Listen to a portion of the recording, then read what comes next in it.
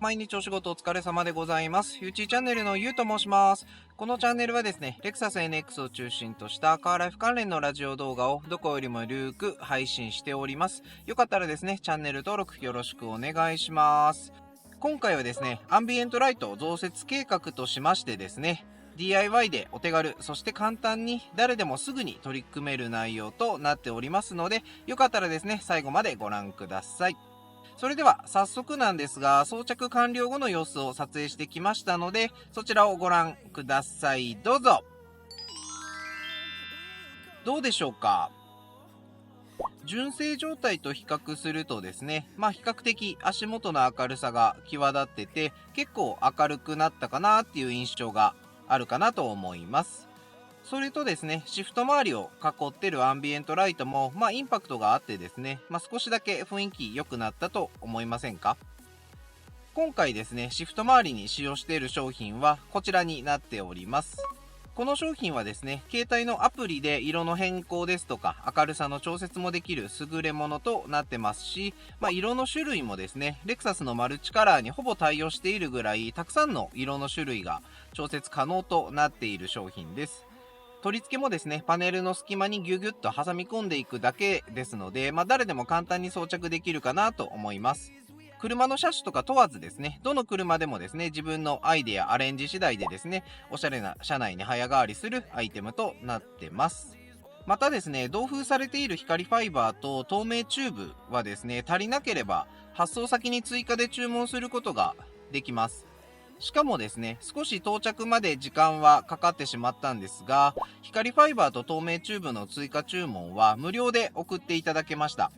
で、レクサスのパネルはですね、結構隙間が狭くって、その透明チューブをね、隙間に入れづらいんですけど、そういった時はね、ちょっとパネルを少し剥がして、浮かして差し込むと、楽に装着できるのかなと思います。僕としてはですね、あまりね、光ファイバーをいろんなところにたくさんつけてしまうと、結構ギラギラしちゃって、せっかくの純正感がなくなっちゃうのかなと思ったので、光ファイバーをつけたのは、このセンターコンソールの部分だけにしました。で、足元の照明はですね、両面テープで貼り付けるだけの簡単装着なものとなってます。で、こちらの商品は60個の LED がついてますので、明るさはね、ほんと申し分ないかなと思います。むしろね、マックスの明るさだともうかなり明るすぎるぐらいですので、いつもはね、かなり明るさの調節を下げてですね、使ってます。で、こちらはですね、8種類のカラーから選ぶことができます。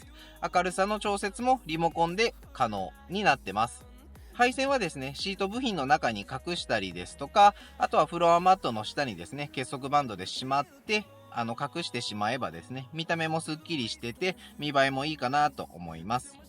いちいちですね、パネルを剥がしたりですとか、どっかからね、イルミ電源を取ってくる必要もありませんので、もう本当にね、箱から取り出して自分の好きなところに両面テープで貼って、配線隠して、USB の電源を取って終わりっていう感じなので、もうね、本当に誰でもできるかなと思います。NX はですね、鉱石の足元にアンビエントライトがつきませんので、これをやるだけでもですね、鉱石の雰囲気はね、かなり変わると思いますよ。で、今回使用した商品は一応概要欄に貼っておきますので、興味ある方、よかったら一度お試しください。ということでですね、今回は NX のアンビエントライト増設計画として2つの商品ご紹介させていただきました。最後までご視聴いただきありがとうございました。今回使用した商品はですね、2つとも値段もそこまで高くなく、つけた後の満足度は比較的高い商品かなと個人的には思ってます。しかもですね、特別な技術とかは必要なく、誰でも簡単に取り付けられるっていうのがいいですよね。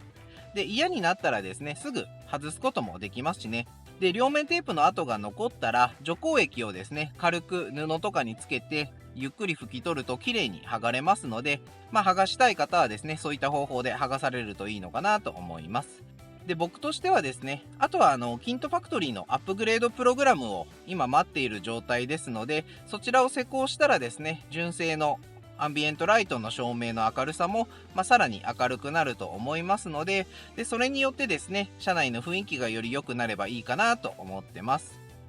今回の動画がですね、参考になったと思ってくださった方、ぜひチャンネル登録、グッドボタンで応援してください。お願いします。それでは今回はこの辺で失礼させていただきます。ではでは、さようなら。